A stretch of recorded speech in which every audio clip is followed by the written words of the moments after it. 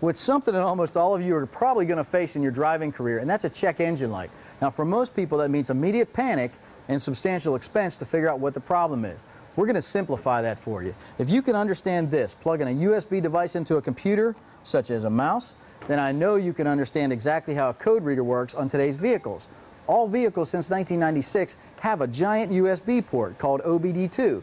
This plugs in, it tells you exactly what the code is, and gets you aimed in the right direction. Whether or not you're going to do the repair, doesn't matter. Now you know what's wrong with your vehicle.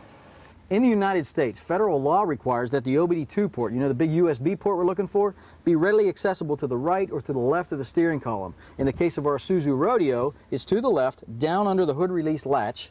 It only goes on one way. Slide it up and on, get a good connection, turn the key to the on position, but don't start the vehicle, and hit read. Now, this vehicle has had intermittent check engine lights, so I expect we'll get some type of code. Sure enough, we've got a P0401, which is an EGR problem code. It doesn't mean it's the EGR valve that's the problem. It could be the vacuum line going to it, could be the gasket where it taps into the exhaust manifold, could be a number of things. But the good news is, you've put the power of diagnostics back into your hand through this simple connection. This code reader costs less than one visit to a dealership to do the diagnostic research. And then you've got to pay for the repair. Now you take the vehicle to your mechanic, you tell him what your code was, save yourself a lot of bay time expense in him exploring the vehicle to find out what's wrong. Very easy to do.